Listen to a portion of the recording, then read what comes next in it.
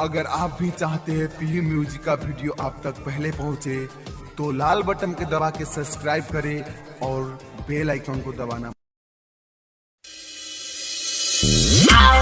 Fees दी गोलिया पकीस ले उठावा चुसाही 10 ढोरी खातिर 20 दिए। आओ हिने फीस दी गोलिया पकीस ले उठावा चुसाही 10 ढोरी खातिर 20 दिए। Presented by Pihu music Darbhanga. सट्टा के आइल बारू नाचे बंगाल से, पागल बनैले बारू गोरे गोरे गाल से। केहू नहीं बचल तोरा लव वाला जाल से, हम हूँ दीवाना बानी खुलल खुलल बाल से। आओ हिने फीस दी गोलिया पकीस ले उठावा चुसाई 10 ढोरी खातिर 20 दिए।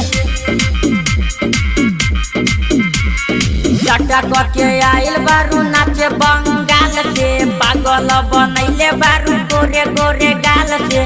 केहू नहीं बचल तोरा लव वाला जाल से, हम हूँ दीवाना बानी खुलल खुलल बाल से।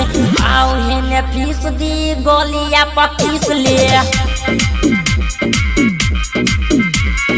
उठावा चुसाई 10 ढोरी खातिर 20 दिए। आओ हिने फीस दी गोलिया पकीस ले उठावा चुसाई 10 ढोरी खातिर 20 दिए। Recording by Pihu music Darbhanga.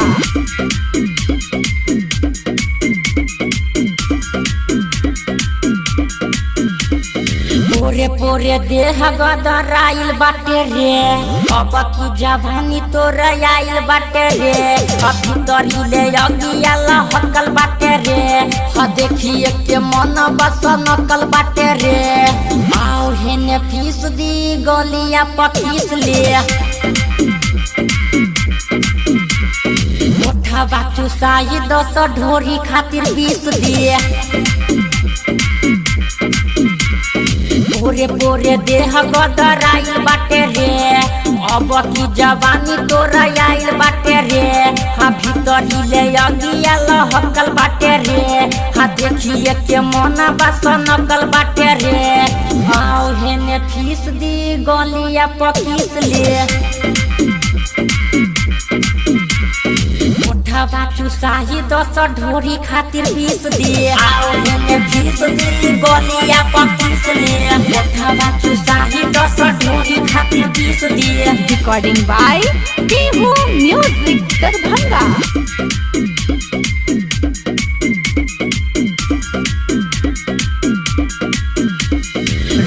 Sarban Chandan या नवीन राजू विजय खिची ढोरी पलटीर।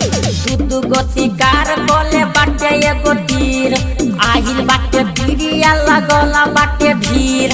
आओ हेने फीस दी गोलिया पकीस ले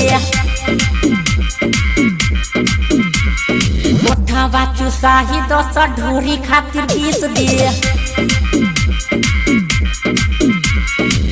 सरबन चंदन या नवीन राजू विजय खिची ढोरी पलटीर। दू गो शिकार बोले बाटे एगो तीर, आहिल बाटे पीरिया लगला बाटे भीड़। आओ हेने फीस दी गोलिया पकीस ले उठावा चुसाही 10 ढोरी खातिर 20 दिए।